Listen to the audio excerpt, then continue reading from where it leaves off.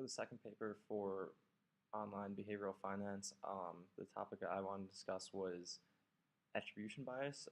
This was a topic that was kind of broadly discussed in a few other classes I took this semester and related. I found it easy to relate this and tie this back into other concepts learned not only in classes I've taken this semester, but other grad classes as well as undergrad classes.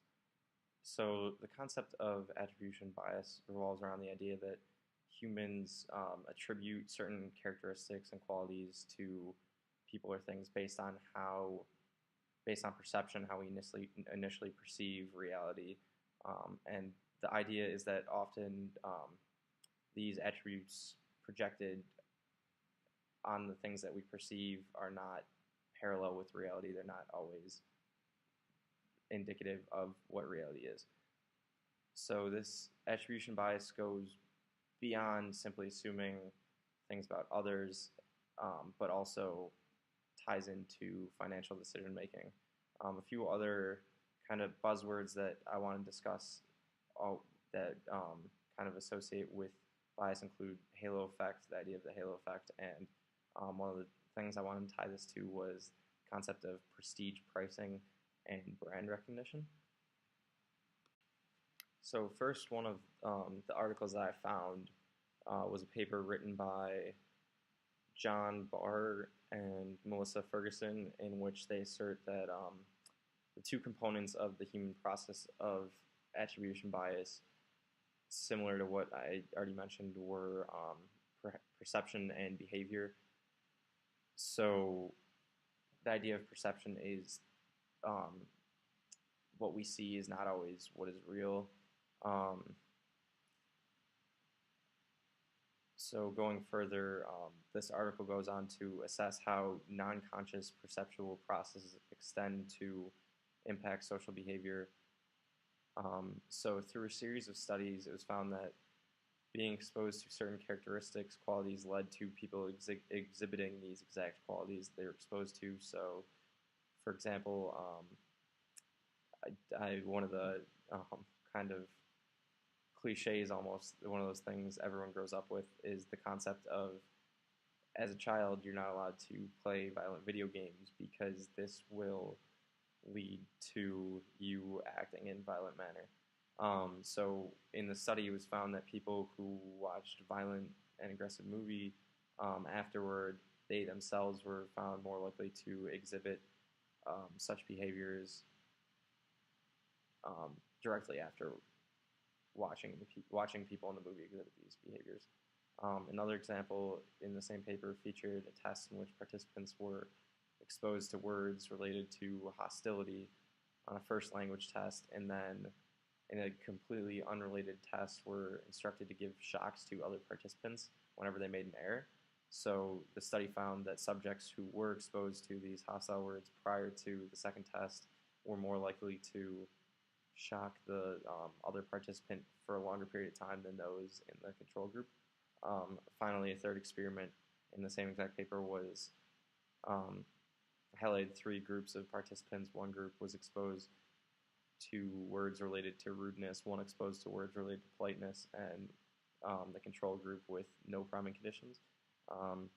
After this first test, they were asked to go out in the hall and speak with the experimenter in order to get their second task, at which point the experimenter was engaged in a staged conversation with a third party.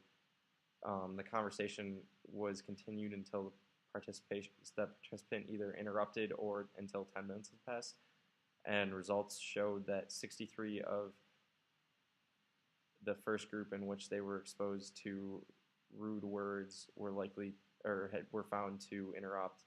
37% of the control group interrupted, but only 17% of the group exposed to polite words interrupted the conversation that the experimenter was having with the third party. So this goes to show that we are impacted to a great degree by things we perceive, and in turn they have a direct effect on our behavior. A similar concept that I wanted to discuss, similar to attribution bias, is that of the halo effect, which occurs when we're looking at someone, we perceive that they have a favorable trait then we consequently associate them with other favorable traits. An example could be someone who is friendly, and because of that, we perceive them to be a nice person, a loyal person, trustworthy, more intelligent perhaps, that sort of thing. So this falls in line with the concept of attribution bias, and that immediately we attribute these additional favorable qualities to their personality, even though this could be very far from reality. For all we know, the person could not be nice, could not be intelligent, could not be loyal, or any of the above. So based on what we perceive, we automatically attribute these favorable characteristics to them. Lastly, I want to discuss two topics more widely touched on in marketing management, and that would be those of prestige pricing and the concept of brand recognition. So prestige pricing is kind of when companies attempt to show that their product is of higher quality by pricing it higher. So in consumers' mind, when they see a higher price, they automatically attribute that to a higher quality product. So one of a common example of this is wine. So cheap bottles of wine typically go for maybe $6 to $7, maybe a little more than that. A costly bottle of wine could be upwards of $50, and mid-price bottle could be anywhere in the range from $15 to $40, let's say. Often the increase in price from the cheap bottles of wine to the mid-range bottles is thought to reflect an increase in quality, because if you think about it, you're spending double, triple the amount of money on this bottle of wine, but in reality, there may be little to no increase in actual quality of wine. And this is also sometimes found in relation to expensive bottles, where there really is not an increase in quality or a direct increase in quality, so it's not directly related to the increase in price. So kind of following this logic, branding itself, brand recognition plays a huge role in taking advantage of the attribution bias, and that's kind of the whole concept that I want to tie back in, is how companies do take advantage of the way humans perceive things and fall into this attribution bias. So one of the examples I wanted to bring in is that of Beats by Dre. So headphones, they are seen to be of higher quality. They sell for more money typically than competitor products and that sort of thing. But in reality, these Beats by Dre are not necessarily the highest quality headphone out there. They simply sell better because they are because people attribute higher quality with someone who's well acknowledged in the music industry. So typically consumers who are purchasing headphones have an idea of who Dr. Dre is and know that he was a successful rapper. And because of this, they trust him and are more likely to purchase his product, even though it doesn't necessarily reflect a higher quality. So in consumers' minds, they fall into this attribution bias, and that they automatically associate a higher product quality with his product.